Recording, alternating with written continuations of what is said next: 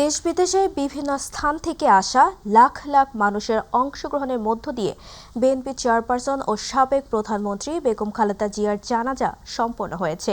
বুধবার বিকেল ৩টায় রাজধানীর মানিক মিয়া এভিনিউয়ে জানাজায় ইমামতি করেন জাতীয় মসজিদ বায়তুল মোকাররমের খতিব মুফতি মোহাম্মদ আব্দুল মালেক, প্রধান উপদেষ্টা ডক্টর মোহাম্মদ ইউনূস, বিএনপির ভারপ্রাপ্ত চেয়ারম্যান তারেক রহমান সহ লাখ লাখ মানুষ জানাজায় অংশ নেন। মাহবুব সৈকতের রিপোর্ট।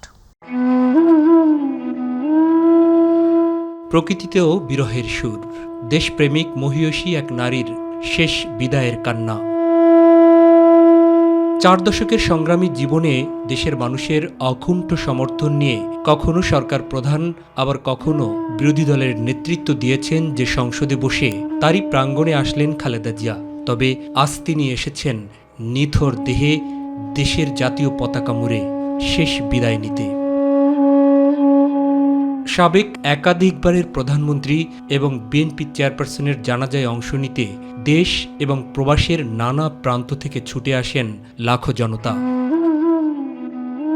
তারেক রহমান সহ বিভিন্ন রাজনৈতিক দলের শীর্ষ নেতাদের সাথে নিয়ে এক কাতারে দাঁড়িয়ে জানাজায় অংশ নেন প্রধান উপদেষ্টা ডক্টর মোহাম্মদ ইউনূস। ছিলেন উপদেষ্টা পরিষদের সদস্য, প্রধান বিচারপতি, বিচারপতিগণ, 3 বাহিনীর প্রধান এবং রাষ্ট্রের সামরিক ও বেসামরিক পদস্থ কর্মকর্তারাও। জানা যায় পাকিস্তান, ভারতসহ বিভিন্ন দেশ থেকে আসা সে দেশের মন্ত্রিপরিষদের সদস্য এবং সরকারের প্রতিনিধিরাও অংশ নেন। এছাড়াও ছিলেন বাংলাদেশে নিযুক্ত বিভিন্ন দেশের কূটনৈতিকরা। জানাজার পূর্বে মায়ের জন্য দোয়া চান বেগম জিয়ার পুত্র ও বিএনপির ভারপ্রাপ্ত চেয়ারম্যান তারেক রহমান। উনি জীবিত থাকাকালীন অবস্থায় ওনার কোনো ব্যবহারে, ওনার কোনো কথায় যদি কেউ আঘাত পেয়ে থাকেন, তাহলে মরহুমার পক্ষ থেকে আমি আপনাদের কাছে ক্ষমা প্রার্থী। এর আগে খালেদা জিয়ার মৃত্যুর দায় থেকে পতিত প্রধানমন্ত্রী শেখ হাসিনা কোনোভাবেই মুক্ত নন বলে মন্তব্য করে আপসীন নেত্রীর জীবন ও কর্ম সংক্ষিপ্তভাবে তুলে ধরেন বিএনপির স্থায়ী কমিটির সদস্য নজরুল ইসলাম খান। পায়ে হেঁটে তিনি কারাগারে প্রবেশ করেছিলেন, কিন্তু নির্জন কারাগার থেকে তিনি বের হলেন চরম অসুস্থতা নিয়ে। দেশ বিদেশের চিকিৎসকদের মতে পরবর্তীতে গৃহবন্দিত্বের 4 বছর তাকে বিদেশে চিকিৎসার সুযোগ না দেওয়ার কারণেই তার অসুস্থতা বৃদ্ধি পেয়েছে এবং তার ফলশ্রুতিতে অবশেষে তাকে মৃত্যুর কাছে হার মানতে হলো এই অপরাজয় নেত্রীর। তাই এই মৃত্যুর দায় থেকে ফ্যাসিবাদী হাসিনা কখনো মুক্তি পাবে না। আল্লাহু আকবার। পরে জাতীয় মসজিদ বায়তুল মোকাররমের খতিব মুফতি আব্দুল মালেকের ইমামতিতে অনুষ্ঠিত হয় জানাজার নামাজ। আসসালামু আলাইকুম ওয়া রাহমাতুল্লাহ। জানাজা শেষে দেশের ঐক্যের প্রতীক এবং মানুষের প্রিয় নেত্রী খালেদা জিয়ার কফিন দাফনের জন্য নিয়ে যাওয়া হয় শেরেবাংলা নগরে তার স্বামী, বাংলাদেশের স্বাধীনতার ঘোষক ও সাবেক রাষ্ট্রপতি শহীদ জিয়াউর রহমানের সমাধি প্রাঙ্গণে। সেখানেই তার পাশে দাফন করা হয় খালেদা জিয়াকে। চোখের জলে প্রিয় নেত্রীকে বিদায় দেন দেশের অগণন মানুষ। চিরবিদায় বাংলাদেশের রাজনীতিতে এক নিঃস্বর্গ শেরপা বেগম খালেদা জিয়া। লাখো মানুষের ভালোবাসা নিয়ে এমন চির বিদায় নেয়ার সৌভাগ্য কজন আর বা হয়। বেগম খালেদা জিয়া বলেছিলেন, এদেশের মাটি মানুষই আমার একমাত্র ঠিকানা। সেই ঠিকানায় তিনি শেষ নিঃশ্বাস ত্যাগ করলেন এবং এই মাটিতেই তিনি শায়িত হবেন। জানাজায় অংশ নেওয়া এই লাখো মানুষের আল্লাহর কাছে একটাই প্রার্থনা, তা হচ্ছে প্রিয় এই মানুষটিকে যেন আল্লাহ জান্নাতবাসী করেন। মাহবুব সৈকত, মাই টিভি, মানিক মিয়া এভিনিউ, ঢাকা। শ্রদ্ধা, ভালোবাসা ও রাষ্ট্রীয় মর্যাদায় সাবেক প্রধানমন্ত্রী ও বিএনপি চেয়ারপারসন বেগম খালেদা জিয়ার দাফন সম্পন্ন হয়েছে। এর মধ্য দিয়ে সমাপ্ত হলো 43 বছরের দীর্ঘ রাজনৈতিক জীবনের। দাফন শেষে তাকে রাষ্ট্রীয় মর্যাদায় গার্ড অব অনার প্রদান করা হয়। এ সময় বাংলাদেশ সেনাবাহিনী, নৌবাহিনী ও বিমান বাহিনীর প্রধানরা মরহুমার প্রতি সশস্ত্র সালাম জানান।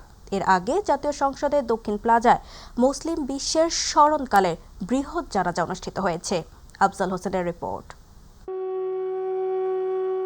আপসহীন নেত্রীর রাজসিক বিদায়। লাখো মানুষের উপস্থিতিতে মানিক মিয়া এভিনিউতে জানাজা শেষে খালেদা জিয়ার কফিন আনা হয় শেরেবাংলা নগর জিয়াউর রহমানের স্থলে। কোটি মানুষের হৃদয় নিংড়ানো ভালোবাসা আর রাষ্ট্রীয় মর্যাদায় দাফন করা হয় বিএনপি চেয়ারপারসন বেগম খালেদা জিয়াকে। এর মধ্যে দিয়ে বিদায় নিলেন কোটি মানুষের হৃদয়ের মণিকোঠায় জায়গা করে নেয়া 3 বারের প্রধানমন্ত্রী বেগম খালেদা জিয়া। পরিবারের ইচ্ছা অনুযায়ী স্বাধীনতার ঘোষক সাবেক প্রেসিডেন্ট শহীদ জিয়াউর রহমানের কবরের পাশে তাকে শায়িত করা হয়েছে। এ সময় বিএনপির ভারপ্রাপ্ত চেয়ারম্যান খালেদা জিয়ার পুত্র তারেক রহমান নিজ হাতে কবরে মাটি তুলে দেন। এরপর 3 বাহিনীর পক্ষ থেকে তাকে বিশেষ সম্মাননা প্রদর্শন করা হয়। বিউগলে বেজে ওঠে করুণ সুর।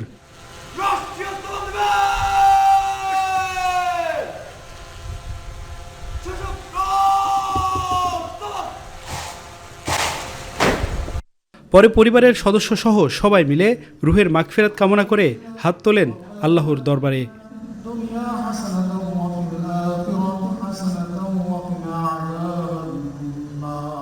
এখন থেকে সমাধিস্থল পরিচিত হলো শহীদ জিয়া এবং খালেদা জিয়ার সমাধিস্থল হিসেবে। আফজাল হোসেন, মাই টিভি, ঢাকা। দেশের প্রথম নারী প্রধানমন্ত্রী এবং মুসলিম বিশ্বের দ্বিতীয় বিএনপি চেয়ারপারসন বেগম খালেদা জিয়ার জানাজায় ঢল নামে নেতাকর্মী ও সাধারণ মানুষের। রাজধানী মানিক মিয়া এভিনিউ ছাপিয়ে জনস্রোত আছড়ে পড়ে আশপাশের কয়েক কিলোমিটার জুড়ে। দলমত নির্বিশেষে খালেদা জিয়ার জানাজায় অংশ নিয়েছেন শোকার্ত মানুষ। সবাই এক বাক্যে স্বীকার করেছেন, নিকট অতীতে দেশে এমন জানাজা এর আগে আর দেখেনি কেউ। SM আরিফের রিপোর্ট। মানিক মিয়া এভিনিউয়ের আকাশ তখন ভারী, কেবল শোকের ভারে নয়, ইতিহাসের ভারেও। সাবেক প্রধানমন্ত্রী ও বিএনপি চেয়ারপারসন খালেদা জিয়ার জানাজা। মাত্র 2 মিনিটের এই জানাজা বাংলাদেশের রাজনৈতিক ইতিহাসে বহু দশকের জন্য অনুরণিত হয়ে থাকবে। আল্লাহু আকবার।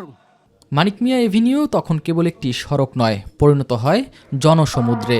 বিজয় সরণি, খামারবাড়ি, কাউরান বাজার, ফার্মগেট, শাহবাগ, মোহাম্মদপুর সব দিক থেকে মানুষ এসে মিশে যায় এক বিন্দুতে। কেউ বলেছে 20 লাখ, কেউ 30, কেউ বলেন তারও বেশি।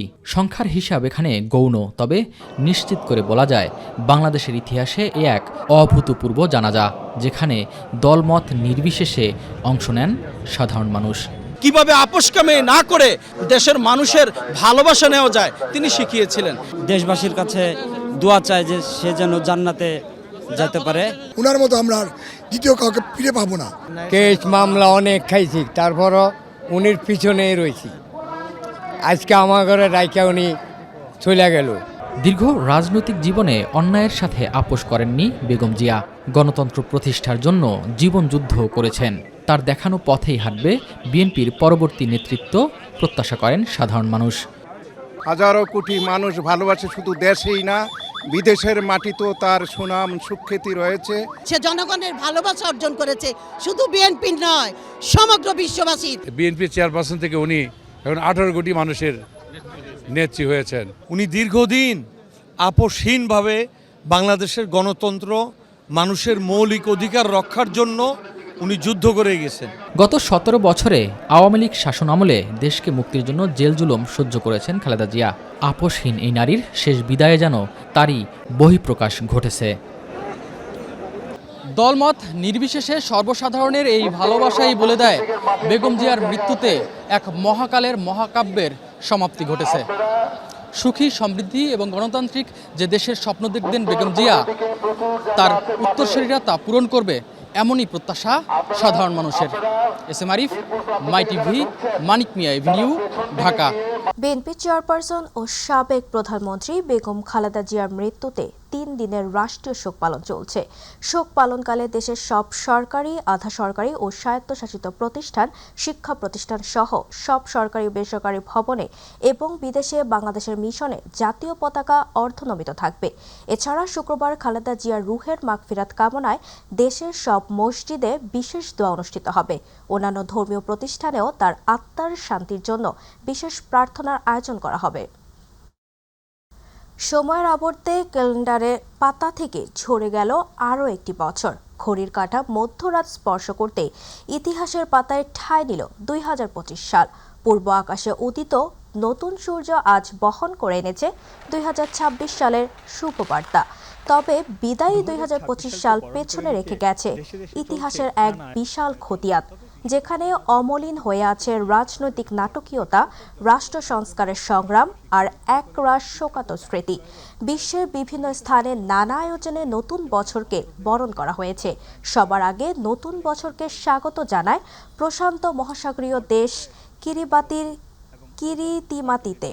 এরপর একে একে নিউজিল্যান্ড, অস্ট্রেলিয়া বিভিন্ন অংশে নতুন বছর শুরু হয়। প্রতি বছরের মতো এবারও অস্ট্রেলিয়া সিডনির বিখ্যাত অপেরা হাউসের সামনে ছিল চোখ ধাঁধানো আতশবাজি প্রদর্শনী। জাপান ও দক্ষিণ কোরিয়ার পর চীনও পা দিয়েছে নতুন বছরে। এর সঙ্গে যুক্ত হয়েছে ফিলিপাইন, জাপান, মালয়েশিয়া ও ইন্দোনেশিয়াও। যুক্তরাষ্ট্রের টাইমস স্কয়ারেও ছিল বর্ণিল আলোকছটা। রাজশাহীর পটিয়ায় বালু ভর্তি ট্রাক নিয়ন্ত্রণ হারিয়ে বাজারের ভেতর ঢুকে পড়ে। এ ঘটনায় নিহত হয়েছেন 4 জন, আহত হয়েছেন আরও একজন। সকাল 7:50 পটিয়ার কলারহাটের এলাকায় এই ঘটনা ঘটে।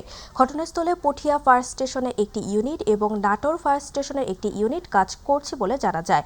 প্রাথমিকভাবে ধারণা করা হচ্ছে ঘন কুয়াশার কারণে নিয়ন্ত্রণ হারিয়ে বাজারে ঢুকে পড়ে বালু ভর্তি ট্রাক। উত্তরের জেলা গাইবান্ধায় চলছে মৃদু শৈত্যপ্রবাহ। হিমেল হাওয়া ও কনকনে বাতাসের প্রভাবে চরাঞ্চল ও শ্রমজীবী দরিদ্র মানুষের জীবনযাত্রায় মারাত্মক প্রভাব পড়েছে। শীত নিবারণের মোটা কাপড় না থাকায় ভোগান্তি বেড়েছে শিশু ও বয়স্কদের।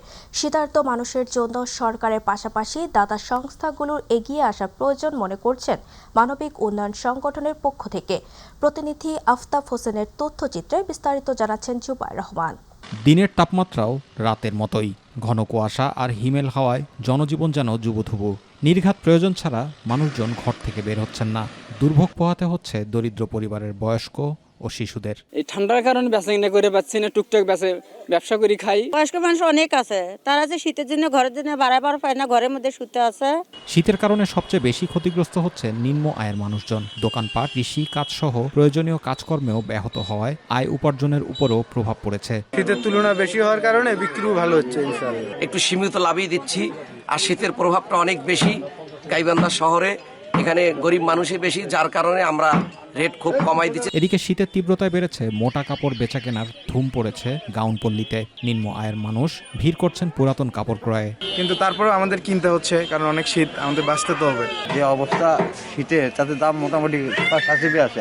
তবে এবছর শীতে অসহায় মানুষজনের জন্য সরকারি ও বেসরকারি উদ্যোগ না থাকায় শীতজনিত দুর্ভোগ বেড়েছে ছিন্নমূল অসহায় মানুষজনের। কুয়াশার সঙ্গে যে বাতাস বইতেছে, এটা কঠিন আকারে, মানে গরিব মানুষ তো টিকতেই পারছে না, আর বয়স্ক লোকগুলো কিছু কিছু মারাও যাচ্ছে। শীতের কারণে আমরা মাঠে ঘাটে যাওয়ার পাচ্ছি না, তারপরে গরু ছাগল পর্যন্ত কুকরা নাগিয়ে গেছি। আমরা তো মনে চর এলাকার মধ্যে শীত বেশি, শীতের কাপড় তো আমরা মনে করেন পাই না। সরকারে যদি দিত তাহলে একটু সুবিধা হইতো। এদিকে শীতার্ত মানুষের জন্য সরকারের পাশাপাশি দাতা সংস্থার এগিয়ে আসা প্রয়োজনীয়তা তুলে ধরেন বেসরকারি উন্নয়ন সংস্থা গণ উন্নয়ন কেন্দ্রের এ কর্মকর্তা। বিত্তশালী যারা আছেন সমাজের, যারা আমাদের সামর্থ্যবান মানুষ আছেন, আমরা যারা প্রতিষ্ঠান আছি, আমি আশা করব আমরাও তাদের সহযোগিতায় এগিয়ে আসব। অসহায় দরিদ্র শীতার্ত মানুষের জন্য সরকারের পাশাপাশি বেসরকারি প্রতিষ্ঠান ও বিত্তশালীরা এগিয়ে আসবে, এমনটাই প্রত্যাশা এই অঞ্চলের মানুষজনের। জুবাইর রহমান, মাই টিভি নিউজ।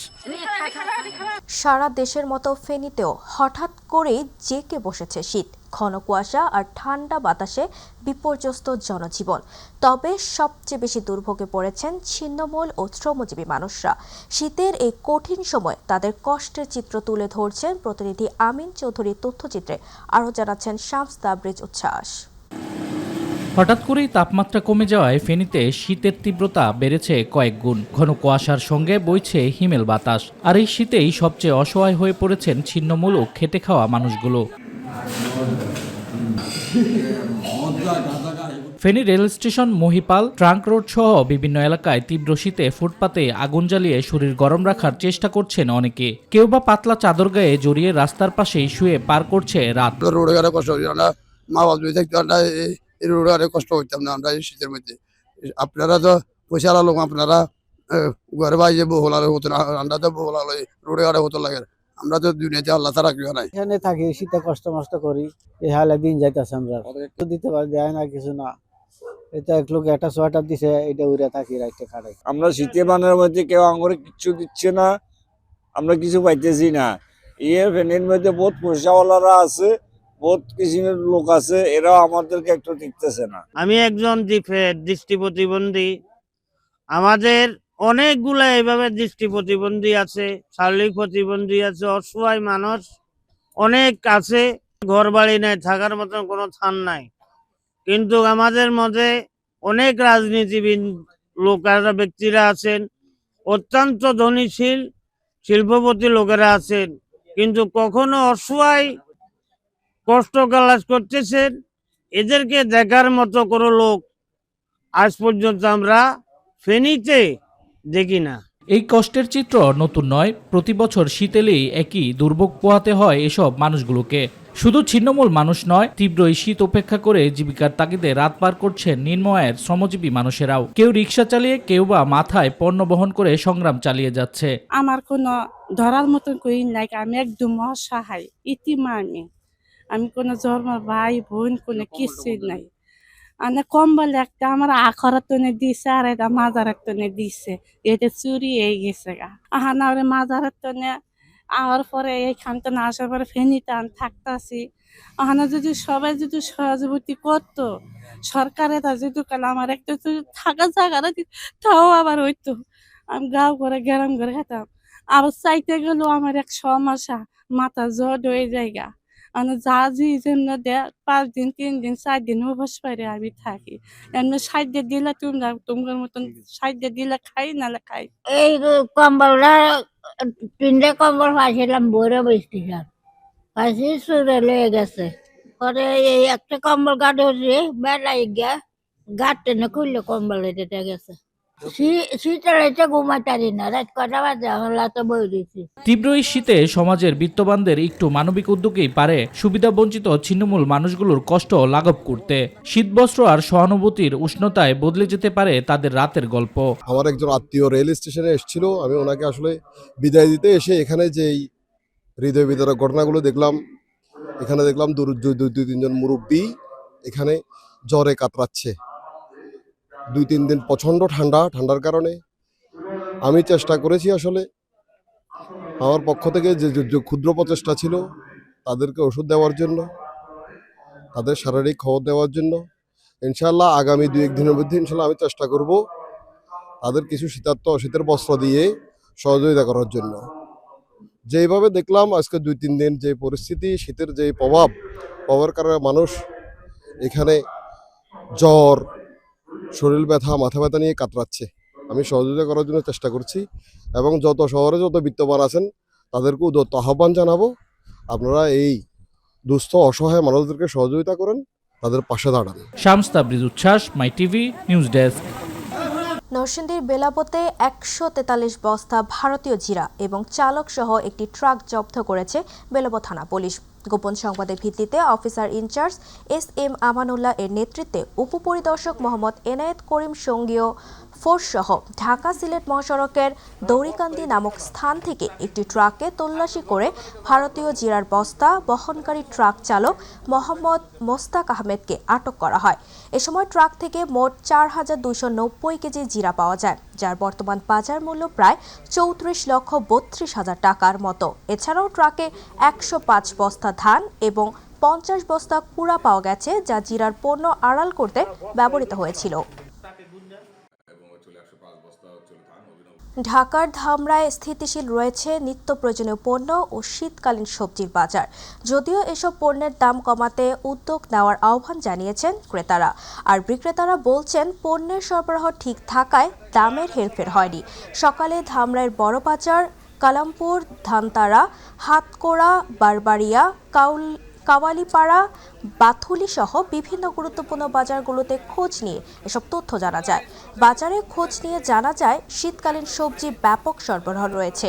বাজারে আলু বিক্রি হচ্ছে প্রতি কেজি 20 টাকা দরে, পেঁয়াজ 60 থেকে 70 টাকা কেজি, আদা 140 থেকে 160 টাকা, দেশি রসুন 80 থেকে 100 টাকা প্রতি কেজি দরে বিক্রি হচ্ছে। সবজির বাজারে বেগুন বিক্রি হচ্ছে প্রতি কেজি 40 থেকে 50 টাকা দরে, করলা 30 থেকে 40 টাকা, মূলা 10 টাকা কেজি, টমেটো 50 থেকে 60 টাকা দরে বিক্রি হচ্ছে। সাবেক প্রধানমন্ত্রী ও বিএনপি চেয়ারপারসন বেগম খালেদা জিয়ার গায়েবানা জানাজা চাঁপাইনবাবগঞ্জে অনুষ্ঠিত হয়েছে। বুধবার বিকেলে শিবগঞ্জ সরকারি মডেল হাই মাঠে এই জানাজায় অনুষ্ঠিত হয়। এতে ইমামতি করেন শিবগঞ্জ বাজার কেন্দ্রীয় জামে মসজিদের ইমাম মাওলানা নবিবুর রহমান। এছাড়া সদর উপজেলার বারঘড়িয়া সরকারি গোরস্থান মাঠ সহ জেলার বিভিন্ন এলাকায় এই জানাজা অনুষ্ঠিত হয়। জেলার বিভিন্ন উপজেলা থেকে আগত হাজারো নেতাকর্মী ও সাধারণ মানুষ অশ্রুসিক্ত নয়নে প্রিয় নেত্রীর জানাজায় অংশ নেন। এ সময় জানাজা স্থল এক আবেগঘন পরিবেশে পরিণত হয়। খালেদা জিয়ার প্রতি শ্রদ্ধা জানাতে বিএনপি সহ বিভিন্ন রাজনৈতিক দলের নেতৃবৃন্দ জানাজায় অংশগ্রহণ করেন। ফেনী টেলিভিশন জার্নালিস্ট ক্লাবের উদ্যোগে সাবেক প্রধানমন্ত্রী ও বিএনপি চেয়ারপারসন বেগম খালেদা জিয়ার মৃত্যুতে মিলাদ ও দোয়া মাহফিল অনুষ্ঠিত হয়েছে। শহরের ট্রাঙ্ক রোডস্থ ফেনী প্রেস ক্লাব মিলনায়তনে ভবনে আয়োজিত এই মিলাদ ও দোয়া মাহফিলের পবিত্র কোরআন তেলাওয়াত ও বিশেষ মোনাজাতের মাধ্যমে মরহুমার রুহের মাগফিরাত কামনা করা হয়।